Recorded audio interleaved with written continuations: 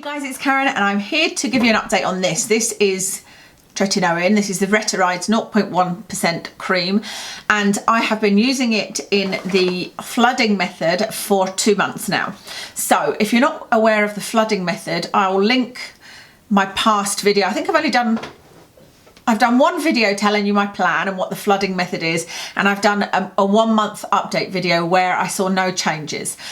A flooding method, just to quickly recap, is basically where you use the high dose immediately and every day, and the thinking is that you quickly become accustomed to the side effects, that it will be really bad for say a week or two, but then you quickly get accustomed to it, and that you get results quicker than you would if you started on 0.025, went up to 0.5, went up to 0.1%, etc.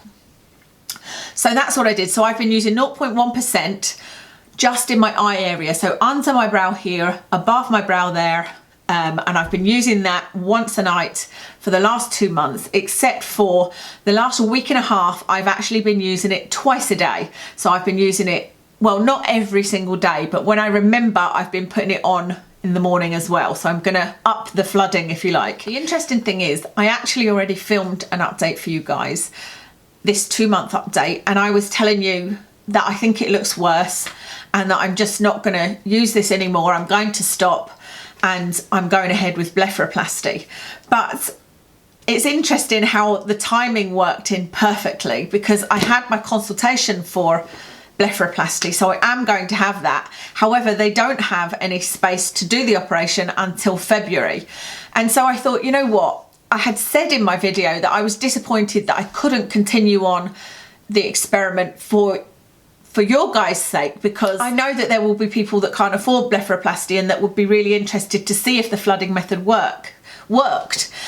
But for me, I think it's made my eyes worse. But I thought, well, you know what? Why don't I continue it on? Even though I think it's made my eyes worse, I will continue on, because firstly, maybe I'm seeing it differently to what you guys will see. I'll put the pictures in for you just now and you can tell me what you think, but I think they look worse than the 1 month. I believe in the last month, it looks to me as if the skin of my hoods is now touching my eyelashes, whereby it wasn't before. And it looks to me like there's less of my mobile lid visible. So tell me what you think. But I thought, like I said, if I do this, if I continue to do it, the worst that can happen is my eyes get worse, and then at the surgery they can take more skin, but at least I can give you the full, that will be about 5 months, I think. So I'm 2 months now. What is it, October? No, it's September, but it's nearly October, isn't it? It's October, November, December, January. That'll be 6 months. So I will have given you 6 months of the flooding plan, and we can say for sure then whether or not it has worked or not. And yet, like I said, I might be seeing things from a different point of view.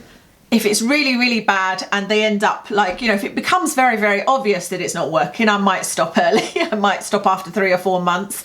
At the moment, it's only, I can see a slight difference for the worst.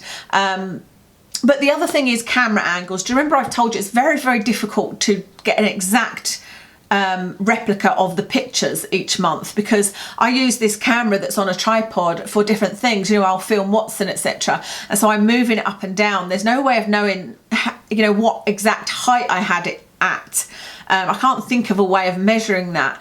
But if you think, if I took a picture of my eyes with my head slightly tilted like that, you can see a lot of my mobile lid.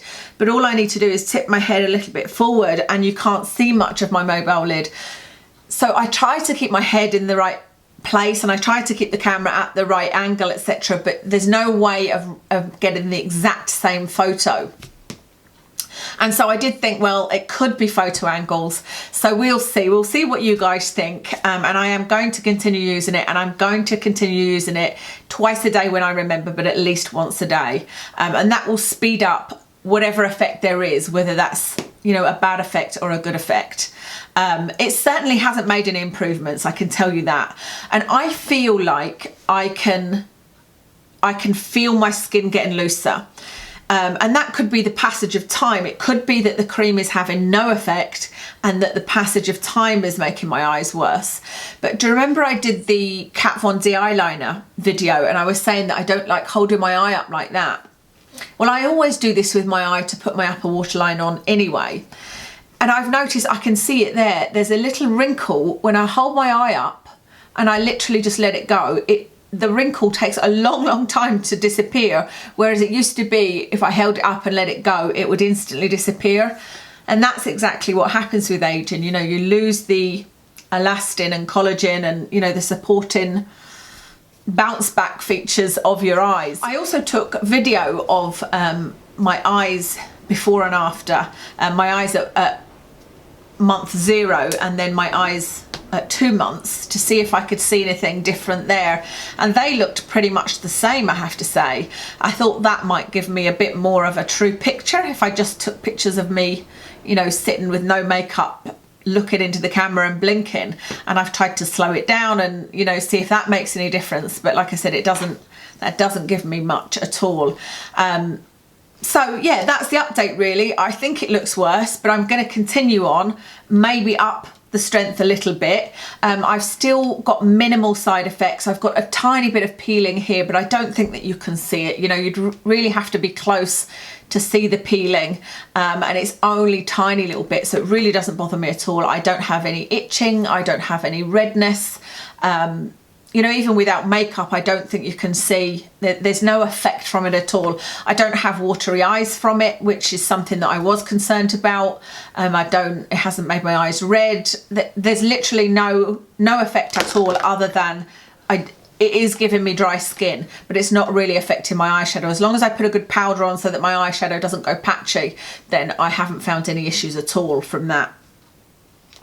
I'm still using one cream from the fridge on the left and one cream from not the fridge on the right, but you know, the temperatures, it's cooled down a lot here, so that experiment is kind of working as suspected, and they're both exactly the same, both eyes exactly the same.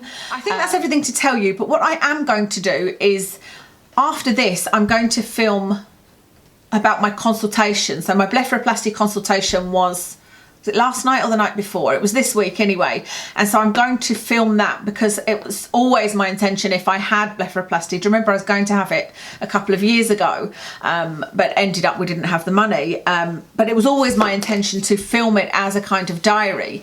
So let me know if you want me to publish the parts of it as I go along, or do you want me to save it all and do it as one big video?